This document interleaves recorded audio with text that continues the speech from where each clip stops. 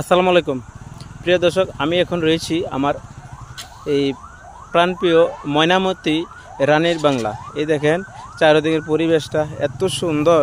বিকেলবেলা অনেকে বসে আড্ডা মারে, অসাধারণ একটা মুহূর্ত, অসাধারণ। দেখেন বসে বসে অনেকে আড্ডা মারতেছে, আর চারিদিকে ঘোরাঘুরি। অনেকে যে কোনো হুন্ডা ড্রাইভিং বেশিরভাগ শেখা হয় না।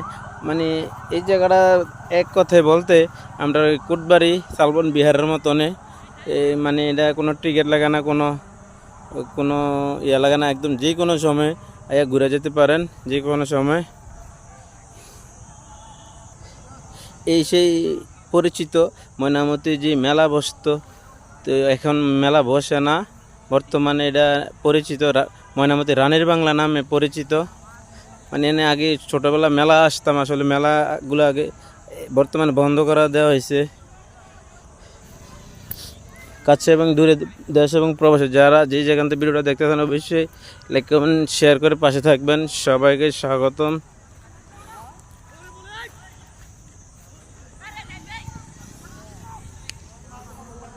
আসলে এক কথা বলতে কি, আমাদের কুটবাড়ি শালবন বিহারের মতন অবিকল দেখতে। দেখেন অনেক মানুষ এনে বিকালবেলা আইসা, এই দেখেন অনেকে এই জায়গায় আইসা ঘোরাফেরা করে। এত সুন্দর যে তারা অনেক গ্রামে আছেন, এই জায়গাটা আসেন নাই, তারা অবশ্যই এনে এসে ঘুরে যাবেন। ময়নামতি রানীর বাংলা নামে পরিচিত। তো এখানে অসাধারণ একটা উপরে একটা পাহাড়ের মতন, মানে কুটবাড়ি শালবন বিহারের জাদুঘরের মতন। অবশ্যই আসবেন, ঘুরে যাবেন। সবাইকে স্বাগতম জাকির ব্লগের পক্ষ থেকে। যারা জাকির ব্লগে এই পেজটি তখন পলুদের পাশে থাকবেন, শেয়ার করে এবং যে কোনো মুহূর্তে পাশে থাকবেন। সবাইকে স্বাগতম। তো যারা এখনও এই জায়গায় অবশ্যই আসেন না, অবশ্যই এসে ঘুরে দেবেন। মানে বিকেলবেলা আজ শুক্রবার অনেক মানুষ সমাগম।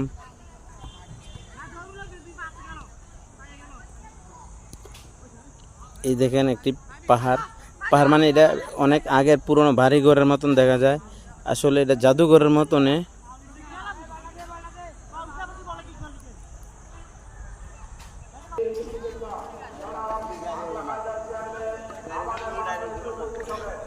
আরে ভাই, এনে আসার পরে অসাধারণ অনেকে বৈশা গল্প করতে দেখেন। এখনো যারা এখানে আসেন অবশ্যই আসবেন, এসে ঘুরে যাবেন।